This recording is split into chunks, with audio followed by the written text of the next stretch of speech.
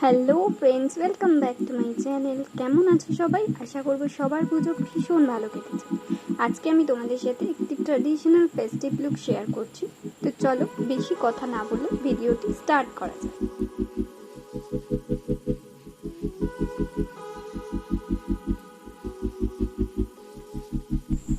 আমি ইউজ করছি good ভাইবসের vitamin E সিরামটি ভালো করে ফেসে অ্যাপ্লাই করে নেওয়ার পর তোমরা দেখতে পাচ্ছ স্কিনটা কতটা হাইড্রেটিং লাগছে। অ্যান্ড এবার আমি ইউজ করব 24 সান কভার SPF 30। যদি তোমরা লুকটা নাইট টাইম করো তাহলে সানস্ক্রিন ইউজ করার কোনো প্রয়োজন নেই। সিরামের পর ডিরেক্টলি প্রাইমার ইউজ করতে পারো। এখন আমি ইউজ করছি নাইকা প্রিপনি আপ ফেস প্রাইমার। এটি সামার ইউজের জন্য ভীষণই এফেক্টিভ, ভীষণ ভালো একটি প্রাইমার, আমার খুব পছন্দের একটি প্রাইমারের মধ্যে একটি। ফুল ফেসে আমি ভালো করে প্রাইমারটা ইউজ করে নিয়েছি। দেখতেই পাচ্ছ এটা স্কিনে একটা ভেলভেটি এফেক্ট দেয়, তারপরে ফাউন্ডেশন সেট হতে খুব ভালো মতন ফাউন্ডেশন এর মধ্যে সেট হয়ে যায়।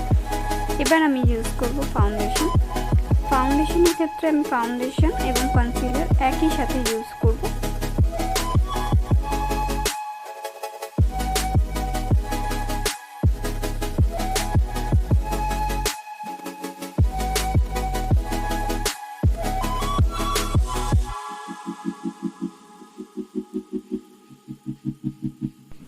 ব্লেন্ডিং স্পঞ্জ আর ব্রাশের সাহায্যে আমি খুব ভালো করে ফাউন্ডেশনটা ব্লেন্ড করে নিয়েছি। এবার আমি ফাউন্ডেশনটাকে লুজ পাউডার দিয়ে সেট করব। এক্ষেত্রে আমি ইউজ করেছি মিস ক্লিয়ারের ব্যানানা পাউডার।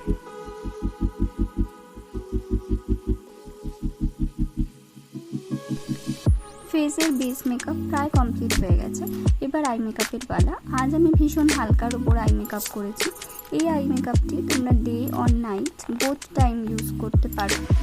ফার্স্টে আমি অরেঞ্জ শেডের একটি আইশ্যাডো নিয়েছি। ক্রিজ লাইন বরাবর আউটার কর্নার থেকে ইনার কর্নারের দিকে ব্রাশের সাহায্যে ভালো করে আইশ্যাডোটা আমি ব্লেন্ড করি।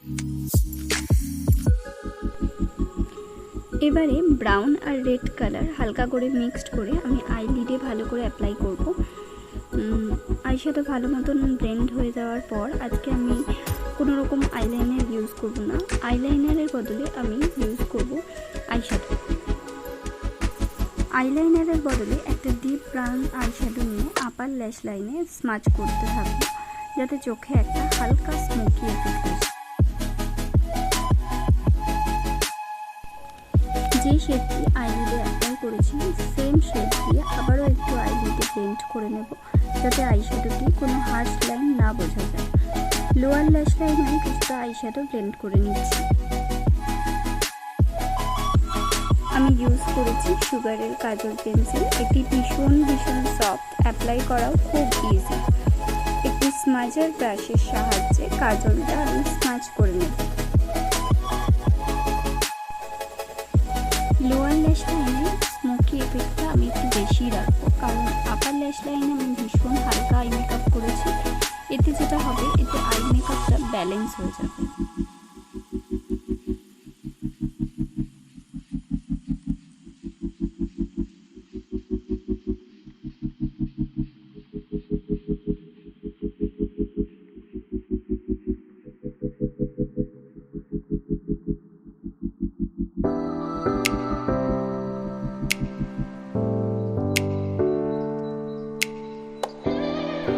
এবার আমি করে নিচ্ছি কন্ট্যুর ছাড়া মেকআপ একেবারেই পারফেক্ট মনে হয় না।